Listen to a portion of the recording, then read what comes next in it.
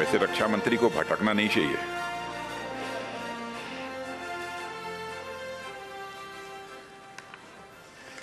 लेकिन भटकने के बाद भी सही रास्ते पर आ जाए तो शिकवा शिकायत की भी कोई गुंजाइश नहीं रहती।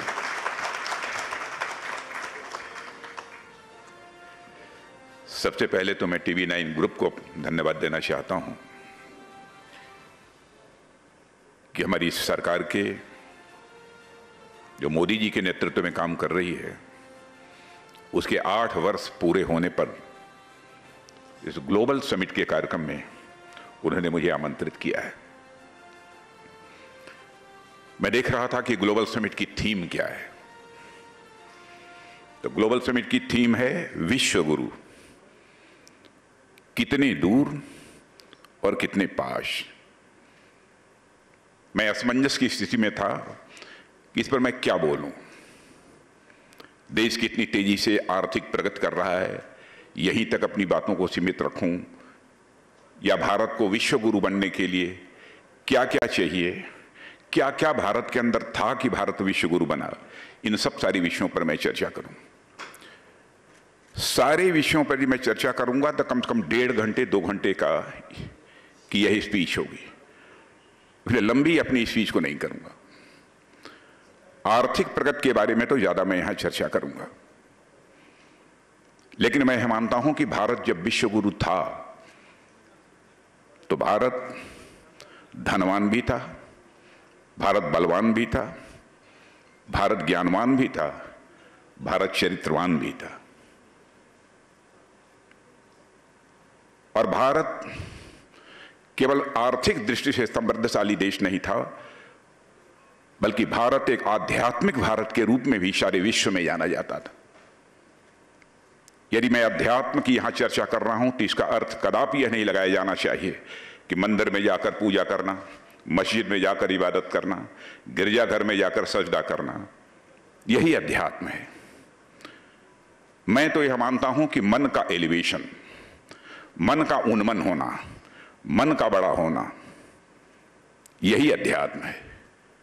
कल्पना करिए कि हमारे इस देश में कैसी कैसी आध्यात्मिक हस्तियां थीं जिन्होंने भारत की सीमा में रहने वाले लोगों को ही अपने परिवार का सदस्य नहीं माना, बल्कि पूरे विश्व की धरा पर रहने वाले लोगों को अपने परिवार का सदस्य मानते हुए वसुधैव कुटुंबकम का संदेश दुनिया के किसी एक देश से गया है तो हमारे और आपके देश भारत से ही गया है सारे विश्व को। यानी हमारे देश के लोगों का मन कितना बड़ा था, मन कितना एलिवेटेड था।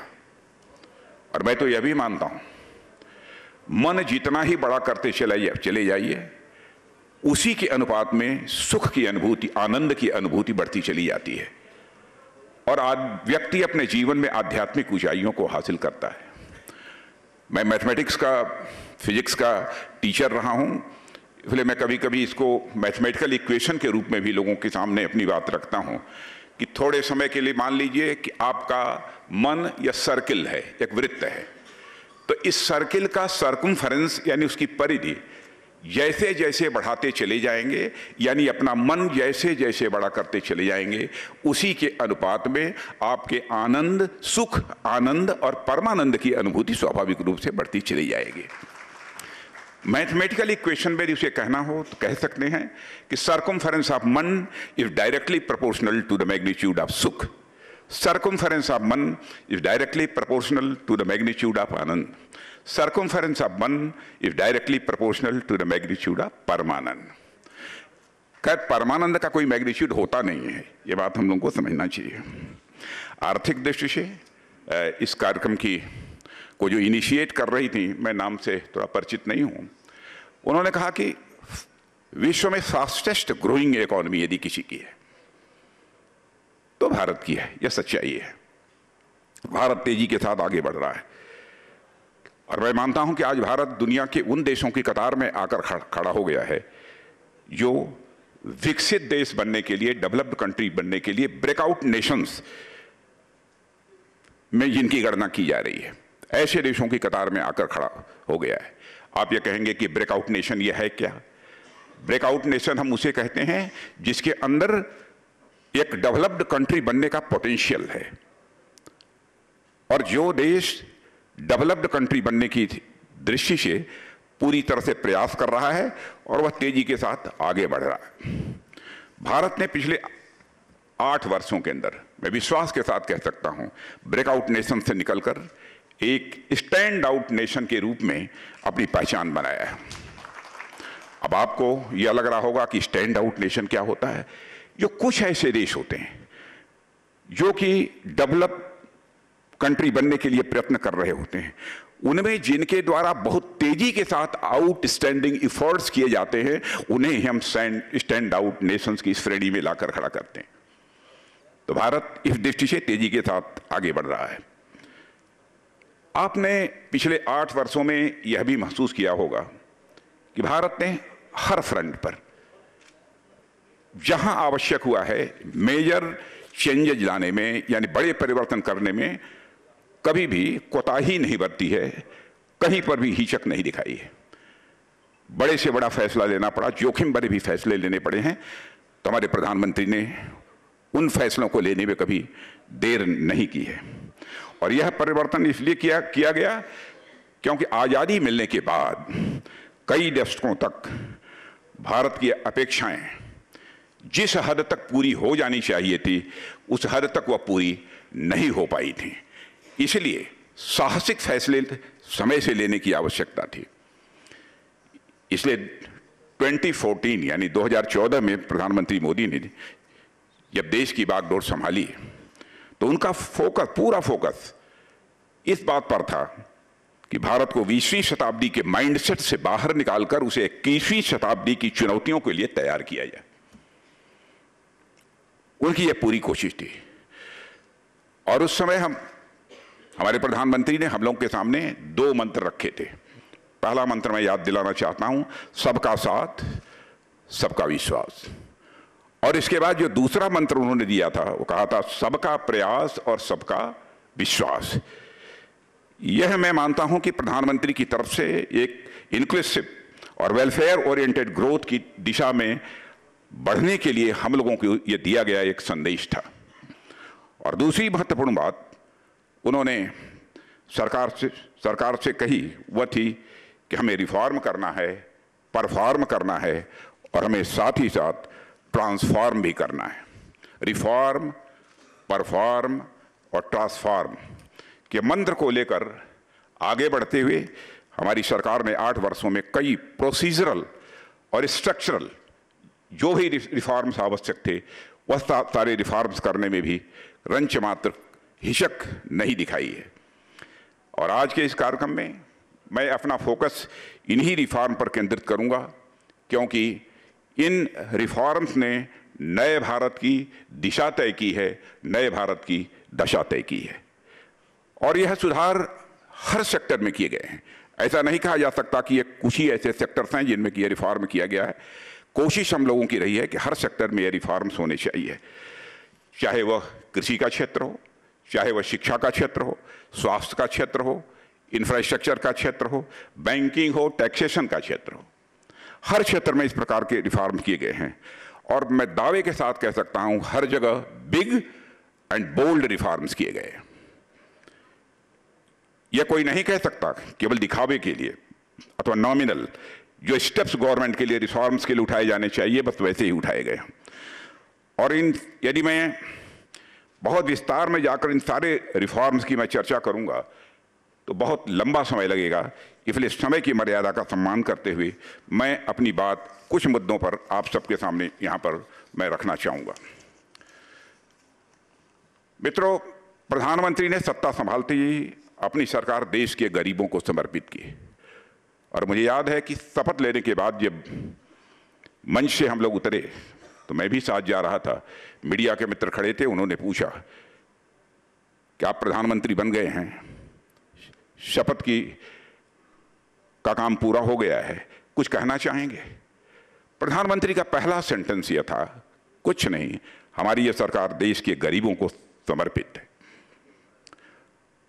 क्योंकि वह मानते रहे कि जब तक देश की गरीब जनता का सशक्तिकरण नहीं होगा, उनका कल्याण नहीं होगा, तब तक एक सशक्त और स्वाभिमानी भारत कि हमारी यह संकल्पना भी अधूरी रह जाएगी, किसी भी सूरत में हमारा यह स्वप्न पूरा नहीं होगा। इसलिए शुरुआत ही उन्होंने गांव, गरीब और किसान से की कि इनका विकास होना चाहिए, इनका कल्याण होना चाहिए। और आपको याद होगा कि 2014 में देश में करीब 18,000 ऐसे गांव थे। आपको जानकर आश्चर्य होगा कि आज़ादी के इतने वर्ष गुजर जाने के बावजूद 18,000 ऐसे गांव थे जहां की एक बिजली का खंभा तक नहीं पहुंचा था। हर गांव को सड़क से जोड़ने का, मैं बहुत ही ब्रीफली यह बातें आपके सामने रख रहा हूं, इस काम को भी हमारी गवर्नमेंट ने पूरा किया। हर गांव को सड़क से जोड़ने का यह संकल्प बहुत पहले लिया गया था। आदरणीय अटल बिहारी वाजपेयी जी ने भी तेजी से इस दृष्टि से प्रयास प्रारंभ किया था। इस काम को भी हमने पूरा किया। यह भी संकल्प लिया हमारे प्रधानमंत्री ने कि मैं 2022 तक यह कोशिश करूंगा ऐसे हालात पैदा हो जाएं कि हमारे भारत में एक भी व्यक्ति कच्चे मकान में अथवा झोपड़ी में रहने के लिए वो मजबूर न हो। हमने इस संकल्प को भी पूरा किया है। जो ग्रामीण क्षेत्रों में, दूर दराज के क्षेत्रों में गए होंगे उनको इस बात की जानकारी होगी, गरीब और मध्यम वर्गीय परिवारों की माताएं बहनें घड़े पर घड़ा पानी से भरकर सुबह और शाम अपने घरों में लाती हैं और अपने परिवार की जल की आवश्यकताओं को वह उससे पूरा करती हैं। स्नान भी करना होता है तो संभाल कर किया जाता है कि पूरे घड़े से स्नान न किया जाए, बल्कि 1/3 घड़े से ही स्नान करके स्नान करने की औपचारिकता को पूरा कर लिया जाए। शायद अब किसी का ध्यान नहीं गया था, लेकिन हमारे प्रधानमंत्री ने कहा और संकल्प लिया कि फला समय तक कोशिश हमारी होगी कि 2024 समाप्त होते होते हिंदुस्तान का एक भी घर शेष नहीं पहुंचना चाहिए जिस घर में नल न पहुंच जाए और नल से उसे जल न मिलने लगे। ऐसा एक भी घर शेष बचना चाहिए। और इस संकल्प को भी अभी पूरा नहीं हुआ है 100%, लेकिन काफी हद तक मोर देन 60% इसमें हम लोगों ने अपने लक्ष्य को हासिल कर लिया है। प्रधानमंत्री जनधन योजना, मुझे याद है क्योंकि मैं कैबिनेट में उनका एक सहयोगी हूं। जब प्रधानमंत्री जनधन योजना की बात चल रही थी तो उसमें प्रधानमंत्री जी बैठे थे, एक बैठक हो रही थी और उस समय साथ केवल मैं था। तो मैंने इसके पूछा यह कैसी संकल्पना है प्रधानमंत्री जनधन योजना की। उन्होंने कहा कि राजनाथ जी, मैं चाहता हूं कि हिंदुस्तान में कोई भी परिवार शेष न बचे जिस परिवार का बैंकों में खाता न हो। सबका हम बैंकों में खाता खोलना चाहते हैं। तो मैंने कहा संभव है? कहने नहीं, इसको तो हमको 1 साल के अंदर इस काम को पूरा करना है। और मित्रों, आपको जानकर खुशी होगी इस बात की, 1 साल के अंदर इस लक्ष्य को भी उन्होंने प्राप्त कर लिया और लगभग 45 करोड़ लोगों के बैंकों में खाते खुल गए। कोई यह कह सकता है कि बैंकों में खाते खुलने से लाभ क्या हुआ है, क्या इससे मिलने वाला है, लेकिन आपने भी अब महसूस किया होगा, पहले गवर्नमेंट के द्वारा कोई सब्सिडी, कोई सहायता यदि किसी को देनी होती थी तो बैंक के अकाउंट से, बैंक के खाते से वह निकलती थी तो कहां जाती थी, किसके जेब में जाती थी, कितना उस लाभार्थी को मिलना चाहिए, मिल पाता था, इसके बारे में मुझे ज्यादा बतलाने की जरूरत नहीं है। और मैं याद दिलाना चाहता हूं कि हमारे पूर्व प्रधानमंत्री स्वर्गीय राजीव गांधी जी ने भी इस संबंध में चिंता व्यक्त की थी। मैं राजीव गांधी जी की मंशा पर कोई सवालिया निशान नहीं खड़ा करना चाहता, लेकिन उन्होंने भी चिंता की। क्या करें, हम दिल्ली से 100 पैसा गरीबों को भेजते हैं, लेकिन 100 पैसे में से बामुश्किल 14 पैसा उन तक पहुंच पाता है। यह चिंता व्यक्त की थी। चिंता राजीव गांधी जी ने व्यक्त की थी, लेकिन उस चुनौती को किसी ने स्वीकार किया था, हमारे प्रधानमंत्री नरेंद्र मोदी जी ने स्वीकार किया है। और आज मैं दावे के साथ कह सकता हूं, यदि आज 100 पैसा बैंक के खाते से निकलता है तो 100 का 100 पैसा समाज की अंतिम सीढ़ी पर बैठे हुए व्यक्ति के वह जेब में पहुंच जाता है। यानी करप्शन रूट आउट यदि हम करना चाहते हैं, करप्शन हम मिनिमाइज करना चाहते हैं, तो केवल भाषण के द्वारा नहीं हो सकता, उसमें सिस्टम में हमको बदलाव लाना पड़ेगा। और सिस्टम में बदलाव लाने का यह काम हमारी गवर्नमेंट ने बखूबी किया है। मैं यह दावा नहीं करना चाहता कि 100% करप्शन के फ्रंट पर हमको कामयाबी मिल गई, लेकिन काफी हद तक कामयाबी हमको मिली है और अधिक रिफॉर्म्स करने की जरूरत है। और मैं यकीन दिलाना चाहता हूं आपको, वह और जो भी रिफॉर्म्स आवश्यक हैं वह रिफॉर्म हम लोग करेंगे, चाहे चुनौती कितनी भी बड़ी क्यों न हो। क्या कोई यह कल्पना कर सकता था भारत में कि ऐसी भी स्थिति भारत में पैदा होगी? ऐसा भी कोई व्यक्ति आएगा जो इस बात की पक्की गारंटी ले लेगा कि तुम झोपड़ी में रहते हो, तुम्हारी जेब में एक पैसा नहीं है, 100-200 का तुम्हारे ऊपर कर्ज होगा, लेकिन तुम बीमार हो जाओगे, अस्वस्थ हो जाओगे, तो बीमारी के कारण हम तुमको मरने नहीं देंगे।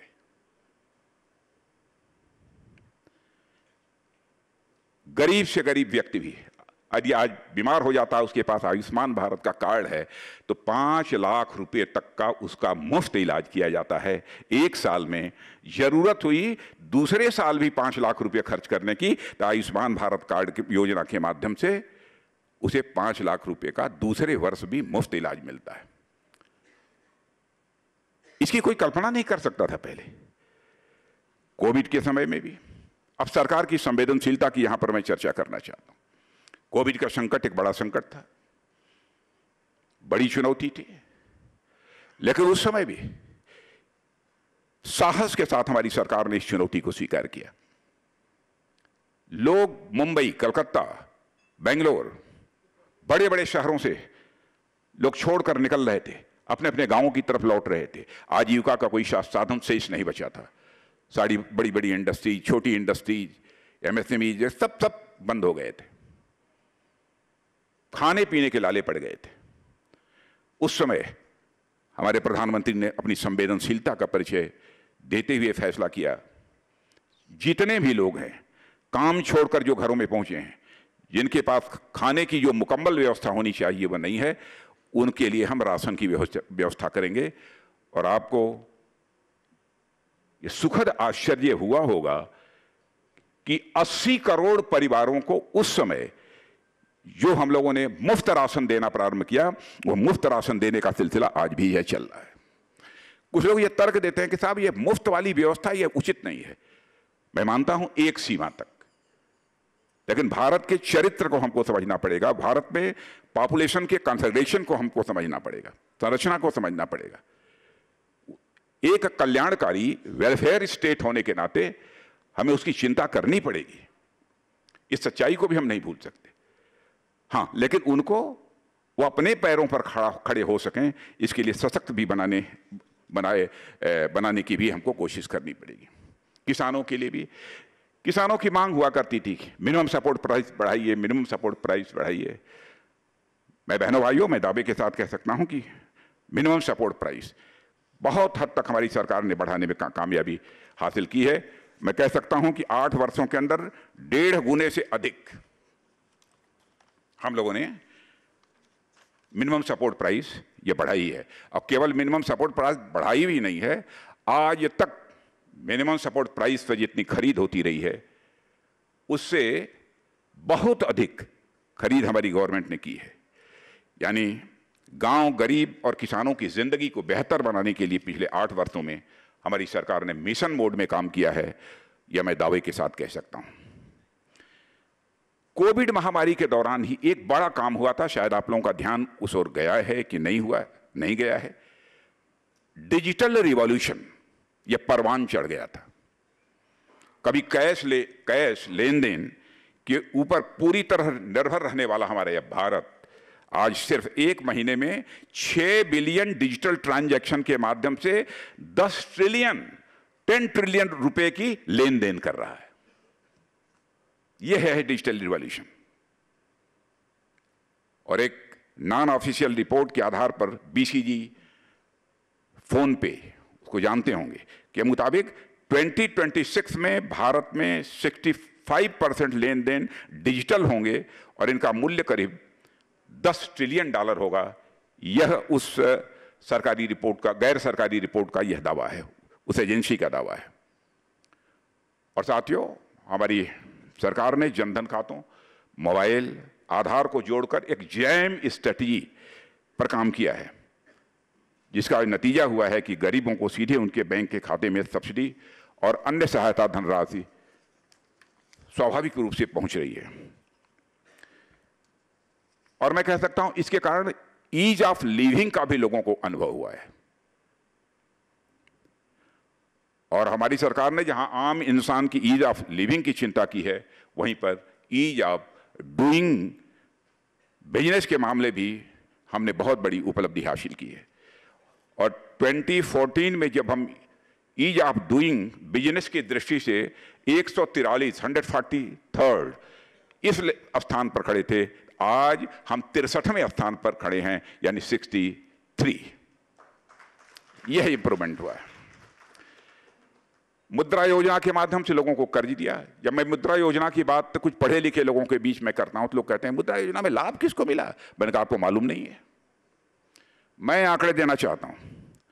मुद्रा योजना यानी सस्ते दर पर जिनको ऋण दिया जाता है कामकाज करने के लिए, रोजगार करने के लिए, 35 करोड़ लोगों को हम लोगों ने दिया है।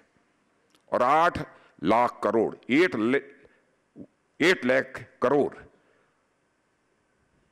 यह जो इतना कर्ज दिया गया है लाभार्थियों को। और मित्रों, किसी भी देश की ताकत और उसकी मजबूती अर्थव्यवस्था होती है। इस सच्चाई को आज कोई नकार नहीं सकता। और भारत की अर्थव्यवस्था को नई बुलंदी तक पहुंचाने के लिए बड़े ही योजना ढंग से हमारी सरकार काम कर रही है। यह बात मैं दावे के साथ कह सकता हूं। यहां एक और सरकार ने टैक्स रिफॉर्म्स किए हैं, बैंकिंग प्रोसेस में भी काफी सुधार लाए गए, और लेबर जो कानून हैं उनमें को संशोधित करने की जरूरत पड़ी है, उसे भी हम लोगों ने संशोधित किया है। वहीं देश में मैन्युफैक्चरिंग को भी बढ़ावा देने के लिए हमारी गवर्नमेंट ने कई विशेष प्रयास भी किए हैं। कोविड संकट के समय में कुछ सेक्टर्स की प्रोडक्शन लाइक इंसेंटिव स्कीम के माध्यम से हैंड होल्डिंग भी की गई है। और इस हैंड होल्डिंग के चलते ही कोविड के संकट के बावजूद देश में एक्सपोर्ट्स नए रिकॉर्ड स्तर तक पहुंच गया था। और 2021-22 में $418 बिलियन का यह एक्सपोर्ट भारत ने किया है। यह अपने में एक रिकॉर्ड है। मिशन शक्ति योजना, यह योजना 100 लाख करोड़ रुपए की यह योजना है। और इसमें नेशनल इंफ्रास्ट्रक्चर पाइपलाइन इसके तहत तैयार करने का निर्णय लिया गया है। एक ऐसा multi modal connectivity infrastructure master plan बनाया गया है जो देश में highways, railways, waterways, airports, metro rail बनाने की दिशा में तेजी के साथ काम हो रहा है। सरकार का फोकस है कि मेट्रो या अन्य विश्वस्तरीय अर्बन इंफ्रास्ट्रक्चर केवल दिल्ली, मुंबई जैसे महानगरों की ही वह केवल शोभा न बने, बल्कि लखनऊ, कोच्चि, कानपुर जैसे और उससे छोटे नगरों की भी वह को विकसित कर सके, उसकी भी वह शोभा बने। देश में एक ऐसा माहौल बनाया गया जिसमें लोगों को इंटरप्रेन्योरशिप के लिए प्रेरित भी किया गया है। मुद्रा योजना इस दिशा में एक सफल कदम साबित हुआ है। और मैं कह सकता हूं मुद्रा योजना के माध्यम से के साथ साथ स्टार्टअप और स्टैंड अप करिश्मेटिक काम हुआ है। यह जो प्रोग्राम हमारी गवर्नमेंट ने चलाया है, कुछ वर्ष पहले जहां पर मैं कह सकता हूं 2014 में जहां पर इस देश में 400-500 स्टार्टअप्स थे, आज आपको जानकर खुशी होगी, इसका स्वागत किया जाना चाहिए।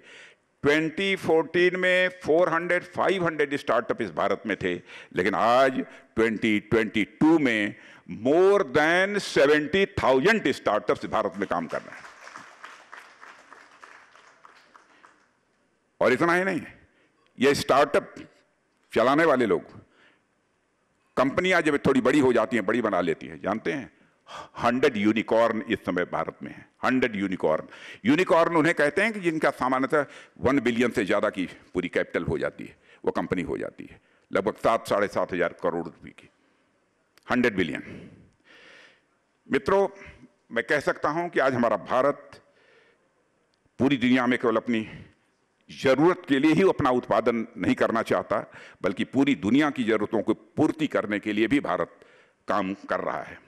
जब कोविड का संकट था, उस समय हम लोगों की कैसी भूमिका रही है वह बतलाने की जरूरत नहीं है। मीडिया के माध्यम से निश्चित रूप से आप सबको जानकारी होगी, इसलिए उसके मैं विस्तार में नहीं जाना चाहता।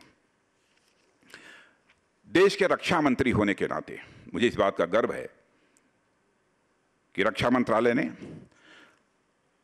भारत रक्षा की दृष्टि से आत्मनिर्भर बनने के लिए कई कदम उठाए हैं। वैसे हमारे प्रधानमंत्री जी का कहना है कि हमारा पूरा भारत ही पूरी तरह से आत्मनिर्भर बनना चाहिए, और इस दृष्टि से हमारी सरकार ने अच्छा प्रयत्न प्रारंभ किया है। और लेकिन रक्षा मंत्रालय के बारे में मैं कह सकता हूं, आत्मनिर्भर भारत अभियान का फ्लैग बियरर यदि कोई मंत्रालय है तो हमारा रक्षा मंत्रालय है। और हम आज मेक इन इंडिया के अंतर्गत भारत में ही रक्षा सामग्री तैयार करने के लिए, उसका उत्पादन करने के लिए, उस उत्पादन को बढ़ावा देने के लिए हम अपनी तरफ से भरपूर कोशिश कर रहे हैं। आपको पहली बार यह सुनने को मिलेगा, कैपिटल प्रोक्योरमेंट का जो हमारा बजट होता है, इस साल हमारा 85,000 करोड़ था, यह हमने प्रतिबंध लगा दिया है। आउट ऑफ 85,000 करोड़ 68% प्रोक्योरमेंट केवल डोमेस्टिक इंडस्ट्रीज से होगा। वो पीएसयूज भी हो सकती हैं और हमारी जो प्राइवेट इंडस्ट्रीज हैं उनसे हो सकती है। प्राइवेट इंडस्ट्री के लोगों को शिकायत रहती थी कि साहब गवर्नमेंट की तरफ से जो हमें जिस प्रकार का जो ताकत मिलनी चाहिए वो नहीं मिल पाती है। तो आपको यह जानकर खुशी होगी, यह भी तय कर दिया है कि 68% जो डोमेस्टिक प्रोक्योरमेंट होगा उसमें 25% तो प्राइवेट इंडस्ट्री से ही वो प्रोक्योरमेंट होगा। 25% केवल प्राइवेट इंडस्ट्री से होगा। भारत में जो सामान बनाए जा सकते हैं, ऐसे 310 आइटम्स की हमने एक पॉजिटिव इंडिजिनाइजेशन लिस्ट भी तैयार की है। और ये हम लोगों ने फैसला किया है कि चाहे जो कुछ भी हो जाए, कुछ आइटम्स के लिए 2022, कुछ आइटम्स के लिए 2023, कुछ आइटम्स के लिए 2024, ये तय कर दिया।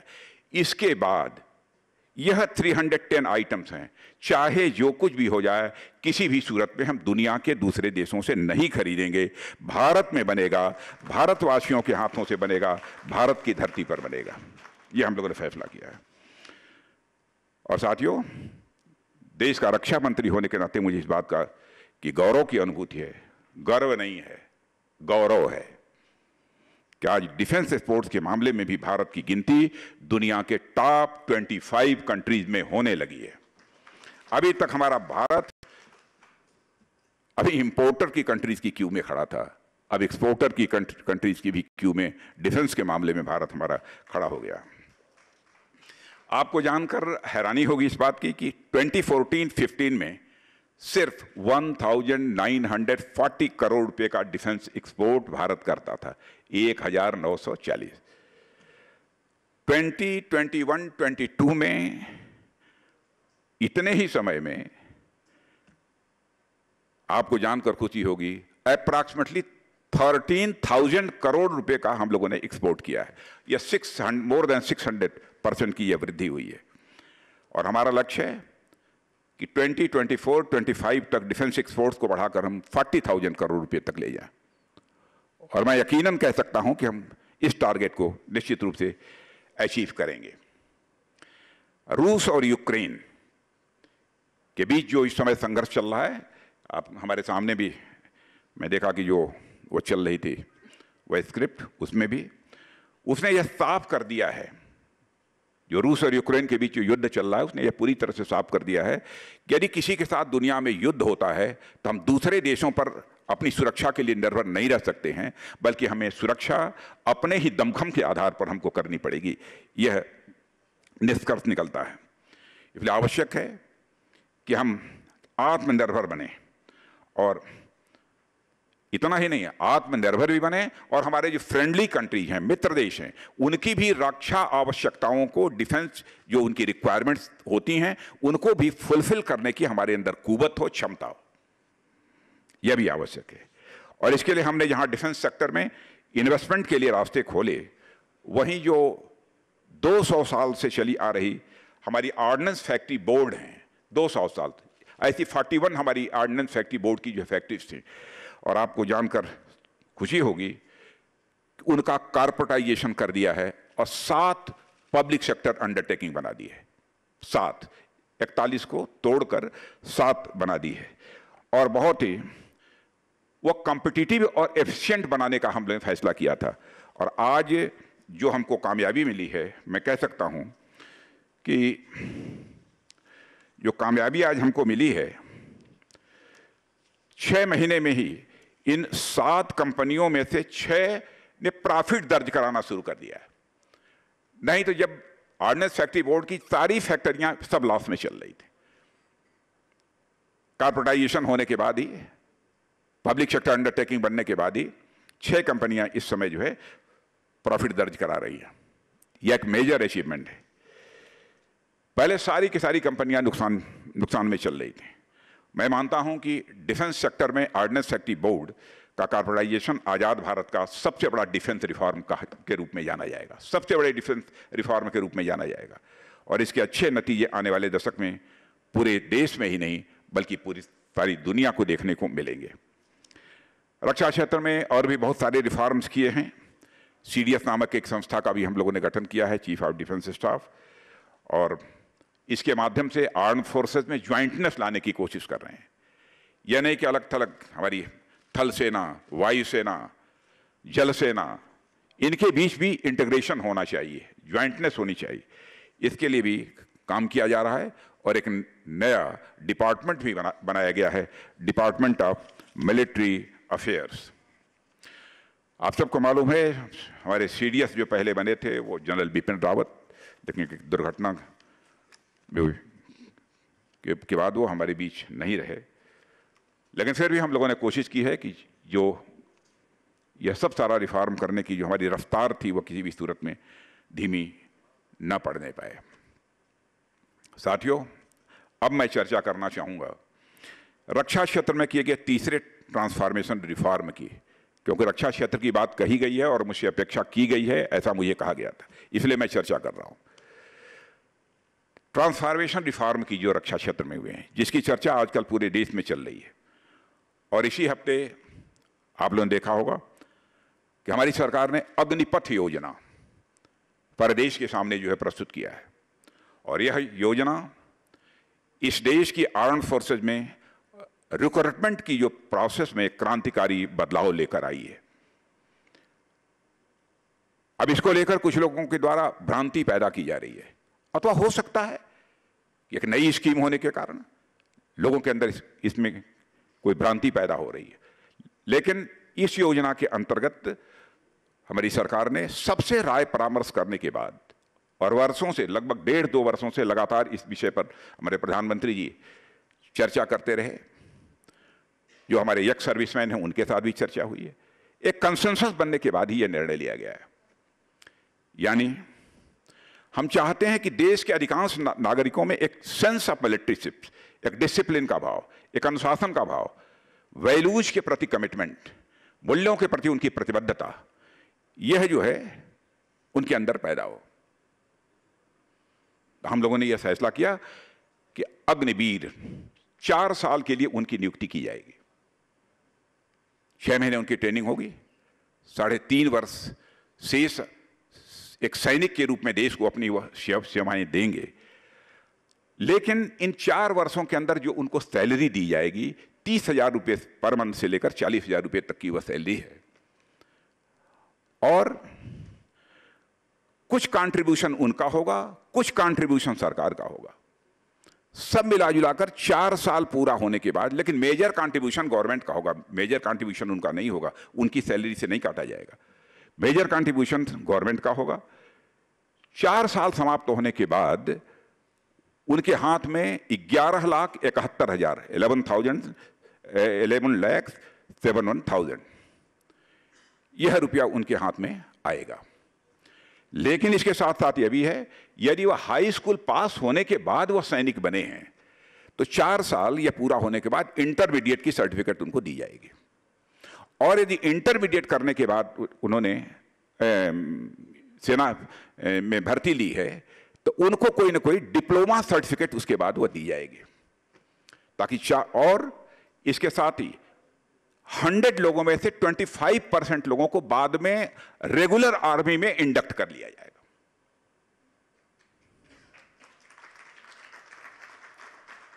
अब लोग ये कहते हैं कि साहब अग्निवीर जो बनकर आएंगे, क्या तो यदि उनको ताजिंदगी यदि सेना में सेवा करने का अवसर नहीं मिलेगा तो इसका मतलब क्या है? मेरे भैया, ताजिंदगी तो किसी भी सेवा में लोगों में को काम करने का अवसर प्राप्त नहीं होता।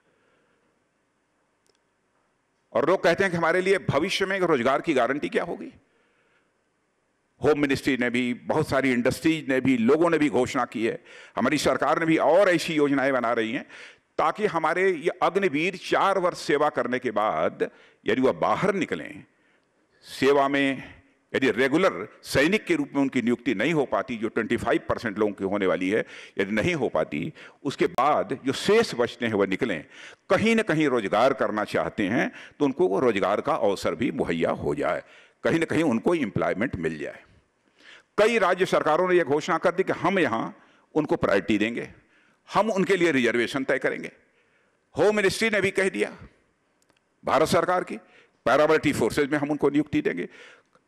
प्राइवेट इंडस्ट्रीज ने भी कई ने घोषणा कर दी, पब्लिक सेक्टर अंडरटेकिंग ने सबने घोषणा कर दी कि हम उनको रिजर्वेशन देंगे अपने। और दूसरी चीज कि 12 लाख रुपए, 11.5 पौने 12 लाख रुपए जब उनके हाथ में होकर निकलेंगे, छोटा मोटा रोजगार भी यदि वो करना चाहें तो वो कर सकते हैं। अब कोई यह तर्क दे क्या भविष्य की हमारे लिए गारंटी क्या है? हमने 4 साल का समय यहां पर गुजारा है। वैसे देखा जाए तो हर पेशे में, इंजीनियरिंग कॉलेज में कोई करोड़ों रुपया खर्च करके पढ़ता है, मेडिकल कॉलेज में करोड़ों रुपया खर्च करके लोग पढ़ते हैं, लेकिन सभी के लिए इस बात की गारंटी नहीं रहती कि वो निकलेंगे वहां से तो उनको जो गवर्नमेंट जॉब मिल जाएगी। मेडिकल कॉलेज में भी करोड़ों रुपया खर्च करने के बावजूद जो बाहर निकलते हैं उनको गवर्नमेंट जॉब मिल जाएगा, इस बात की गारंटी नहीं होती है। लेकिन सबसे बड़ी भूख जो मनुष्य के जिंदगी की होती है, मैं मानता हूं, मान, सम्मान और स्वाभिमान। मनुष्य के हृदय की सबसे स्ट्रांग फीलिंग यदि कोई होती है तो मान, सम्मान, स्वाभिमान की होती है। और यही मान, सम्मान, स्वाभिमान की भावना ही है जो कि हमारे देश के नौजवान को इंस्पायर करती है, प्रेरित करती है देश की सीमा की सुरक्षा के लिए अपना सर्वस्व न्यौछावर कर देने की। चंद्रशेखर आजाद, सरदार भगत सिंह, खुदीराम बोस, अशफाक उल्लाह खां, यही राष्ट्रीय स्वाभिमान की भावना थी जिसने भारत माता के पैरों में पड़ी दास्ता की बेड़ियों को काटने के लिए हंसते हंसते फांसी के फंदे को चूम लिया था, तब जाकर भारत आजाद हुआ है। ऐसे ही यह हमारे 4 वर्ष जो हमारे नौजवान निकलेंगे, सारे भारत में हर समाज में अग्निवीर के रूप में पहचाने जाएंगे। जैसे आज सेना का जवान यदि अपनी वर्दी पहनकर बाहर जाता है और या वर्दी नहीं भी होती है, कहता है कि मैं सेना में मैं काम कर चुका हूं, स्वाभाविक रूप से उसके प्रति मन में एक सम्मान का भाव पैदा होता है। इस सोच के कारण ही सरकार ने इस योजना को प्रारंभ किया है। रोजगार के मामले में मैंने कहा कि उन्हें प्रायोरिटी दी जाएगी। इतना ही नहीं, गवर्नमेंट ने यह भी तय किया है कि 4 साल के बाद उनके हाथ में 11,71,000 रुपया तो होगा ही, इसके अतिरिक्त भी यदि वह लोन चाहते हैं तो सस्ते रेट ऑफ इंटरेस्ट पर, कम ब्याज दर पर उन्हें कर्ज भी मुहैया कराया जाएगा ताकि वह अपना रोजगार कर सकें। यह सरकार का यह फैसला है। और मैंने पहले ही बताया कि ये जो हमारे अग्निवीर सैनिक सेवा समाप्त होने के बाद सरकारी विभागों में भी जाएंगे तो चयन के लिए इन्हें प्राथमिकता दी जाएगी। मित्रों, देश की सेनाओं में अग्निवीरों का पदार्पण केवल नए रिक्रूट्स लाने भर का नाम नहीं है, बल्कि उन्हें भी वही क्वालिटी ट्रेनिंग देकर फौलाद बनाया जाएगा जो आज सेनाओं के जवानों को मिल रहा है। ट्रेनिंग का समय भले ही छोटा होगा, मगर क्वालिटी से हम किसी भी सूरत में कंप्रोमाइज नहीं करेंगे। यह हमारी सरकार का यह फैसला है। जी जी जी, नहीं, थैंक यू वेरी मच। आज भारत की सेनाएं किसी भी चुनौती का सामना करने के लिए पूरी तरह से सक्षम हैं मेरे बहनों भाइयों। और भारतीय सेना का शौर्य और पराक्रम 2 साल पहले ही हम पूरी दुनिया ने देखा है। मैं जानता हूं तरह तरह की भ्रांतियां पैदा की जा रही हैं, क्या क्या नहीं कहा जा रहा है।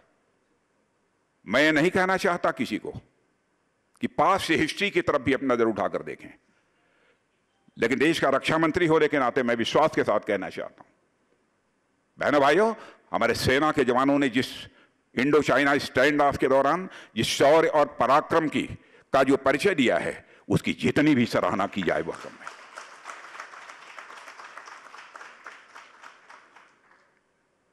हम कोई भी काम करते हैं देश के लिए काम करते हैं।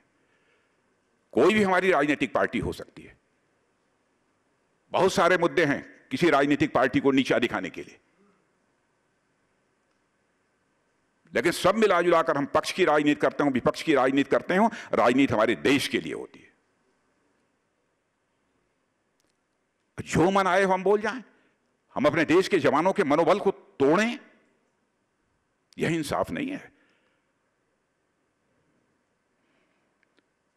भारत का जहां तक प्रश्न है, चीन हो, पाकिस्तान हो या कोई हमारा पड़ोसी हो या दुनिया का कोई देश हो, सबके साथ हम अच्छे रिश्ते बनाकर रखना चाहते हैं।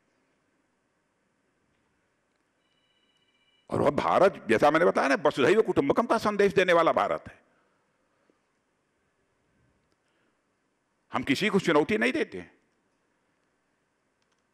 लेकिन यह भी सच है किसी भी कीमत पर इस देश के मान सम्मान स्वाभिमान से हम समझौता नहीं करेंगे। यह भारत का चरित्र है।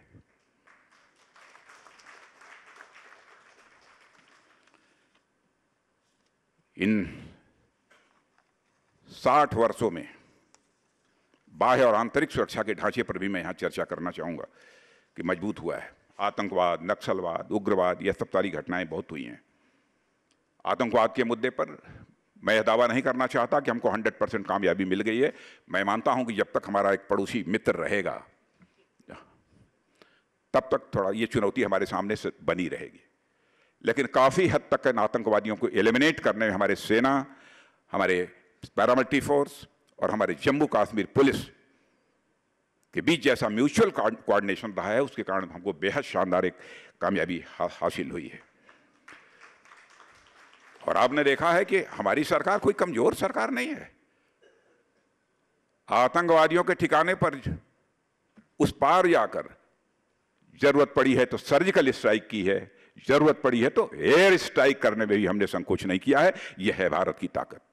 वो कौन सर्जिकल स्ट्राइक और एयर स्ट्राइक करने वाले थे? आपके ही भारत के ही सेना के, वायु सेना के यही जवान थे।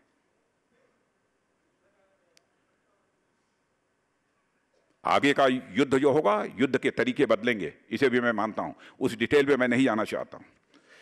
उसके लिए हम अपने भारत को तैयार कर रहे हूं। इसके अतिरिक्त मैं कुछ राष्ट्रीय मुद्दे जो लंबे समय तक इस भारत में पेंडिंग थे, उसकी भी यहां मैं चर्चा करना चाहूंगा। आर्टिकल 370, आश्वासन देने वाले लोग हम लोग नहीं हैं, जो कहेंगे वो करेंगे। मैं जानता हूं कि बहुत लोगों को इस पर भी आपत्ति हो सकती है। मैं चाहूंगा जी हो तो ऐसे इशूज फ्लैग किए जाने चाहिए, बतलाए जाने चाहिए कौन से ऐसे इशू हैं कि हमने अपने घोषणा पत्र में कहा था और पूरा नहीं किया। मुझे याद है 2014 में तो मैं ही पार्टी का राष्ट्रीय अध्यक्ष था, उसमें भी जो घोषणा पत्र बना था। 2019 में भी जब इलेक्शन मैनिफेस्टो बनाने की बात आई तो हमारे मोदी जी ने और पार्टी अध्यक्ष ने कहा कि राजनाथ जी ही इसके चेयरमैन होंगे इस कमेटी के। उसमें हम लोगों ने आर्टिकल 370 की बात कही थी और आपने देखा सरकार बनते ही चुटकी बजाकर इस धारा 370 को हम लोगों ने समाप्त कर दिया और हमारे जम्मू कश्मीर की जो एक संवैधानिक दूरी जो भारत के साथ थी, उस संवैधानिक दूरी को हमने समाप्त कर दिया। वादा तो यह भी किया था, आएंगे तो भव्य राम का मंदिर बनेगा। बताने की जरूरत नहीं है, जाइए अयोध्या देखाइए। मित्रों, इन 8 वर्षों में हर भारतीय मूल के व्यक्ति ने यह महसूस किया है कि भारत में एक ऐसी सरकार है जो भारतीयों की चिंता केवल अपनी सरहदों के भीतर ही नहीं करती है, बल्कि दुनिया के हर कोने में करती है। यूक्रेनियन क्राइसिस, रूस और यूक्रेन के बीच में युद्ध चल रहा है। भारत में रहने वाले लोग जिनके बच्चे यूक्रेन में पढ़ रहे थे, कितने चिंतित थे कितने व्यथित थे। टेलीविजन के पर्दे पर आपने देखा होगा उनके माता पिता के आंखों से आंसू चल रहे थे। उस समय वार जोन से, यूक्रेन में वार जोन से बच्चों को बाहर निकालना, भारतीय बच्चों को, यह कोई छोटा काम नहीं था। लेकिन हमारे प्राइम मिनिस्टर ने जरूरत पड़ी तो मिस्टर पुतिन से भी बात की, जरूरत पड़ी तो जेलेंस्की से, जो वहां के प्रेसिडेंट हैं यूक्रेन के, उनसे बात की, और जरूरत पड़ी तो अमेरिका के भी प्रेसिडेंट से बात की। बहनों भाइयों, सभी लोग इन सभी से बात नहीं कर सकते। जो ग्लोबल लीडर होगा वही सबसे बात कर सकता है और सबकी बातों को मान्यता प्राप्त हो सकती है। यह हम सबके लिए फख्र का विषय है कि अंतर्राष्ट्रीय जगत में भारत की प्रतिष्ठा बढ़ी है और हमारे प्राइम मिनिस्टर की इमेज भी एक ग्लोबल लीडर्स के रूप में इमर्ज होकर बाहर आई है।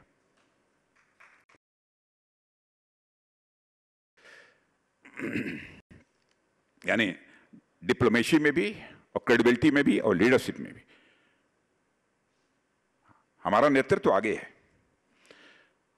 मित्रों, मैं यहां पर भारत में आई स्टेबिलिटी और डिपेंडेबिलिटी ने दुनिया भर के निवेशकों को भारत में इन्वेस्ट करने के लिए आकर्षित किया है।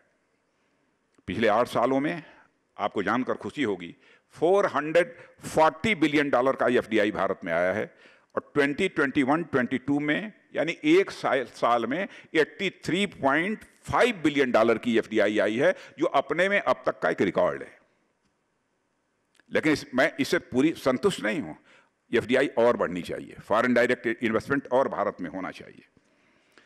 आर्थिक और सैन्य दृष्टि के अलावा मेरे बहनों भाइयों, भारत की कल्चरल डिप्लोमेसी का जहां तक सवाल है, मैं कह सकता हूं कि इस कल्चरल डिप्लोमेसी में भी भारत यह कामयाब रहा है। योग अब केवल भारत की सीमा तक ही वह सीमित नहीं है, लेकिन हमारे ही प्रधानमंत्री ने यूनाइटेड नेशंस के अंदर जो प्रस्ताव रखा था, दुनिया के 177 देशों ने उसका जो समर्थन किया था और दुनिया के लगभग 200 से अधिक देशों में आज लोग योग कर रहे हैं। यह हमारी कल्चरल डिप्लोमेसी का ही परिणाम है। अब हेल्दी वे ऑफ लाइफ का सबसे प्रमुख एक माध्यम मान लिया गया है योगा को, और सारी दुनिया ने मान लिया है। अगले हफ्ते ही 11 तारीख को इंटरनेशनल योगा डे मनाया जाएगा और मुझे पूरा विश्वास है कि 21 जून को दुनिया के 193 देशों में इंटरनेशनल योगा डे बड़ी धूमधाम से मनाया जाएगा। साथियों, आज पूरे विश्व में एक ऐसी परिस्थिति बन चुकी है जहां दुनिया का इकोनॉमिक इंजन एक नए पावर हाउस की यह तलाश कर रहा है, और मैं कह सकता हूं विश्वास के साथ कि भारत दुनिया की इकोनॉमिक रिसर्जेंस करने का पोटेंशियल भारत रखता है। और मेरा यह विश्वास है कि आने वाले कुछ वर्षों में भारत दुनिया की टॉप 3 इकोनॉमीज में पूरी ताकत के साथ खड़ा होगा, ऐसा मेरा विश्वास है। और भारत दुनिया का नेतृत्व करने की क्षमता रखता है, इसको भी हम लोगों ने दिखाया है। और यह ताकत, यह हमारी किसी को डराने के लिए नहीं है। यह हमारी ताकत किसी को डराने के लिए नहीं है। यह हमारी ताकत, जो हमारी विश्व गुरु बनने की आकांक्षा है, वसुधैव कुटुंबकम और सर्वे भवन्तु सुखिनः, सभी सुखी हों, इस सोच के आधार पर, इस पर हमारे हृदय का यह भाव है। भारत की संकल्पना एक ऐसे विश्व की है जहां शांति और सद्भावना हो और हर देश, चाहे वह छोटा हो या बड़ा, जब भारत की ओर देखे तो उसमें एक भय का भाव न हो, बल्कि एक उसके अंदर स्नेह का भाव हो, प्यार का भाव हो। यह भारत चाहता है। इन्हीं शब्दों के साथ मैं अपना निवेदन समाप्त करता हूं और मुझे विश्वास है कि भारत ऐसे ही विश्व गुरु की कल्पना को 2047 में साकार करेगा, जब हम आज़ादी का शताब्दी वर्ष मना रहे होंगे। इन्हीं शब्दों को के साथ पुनः एक बार TV9 को अपनी तरफ से धन्यवाद देता हूं। उन्होंने मुझे इस कार्यक्रम में आमंत्रित किया और इस कार्यक्रम में आप सबके बीच आकर सचमुच मुझे बेहद खुशी हुई है। आप सबको बहुत बहुत धन्यवाद।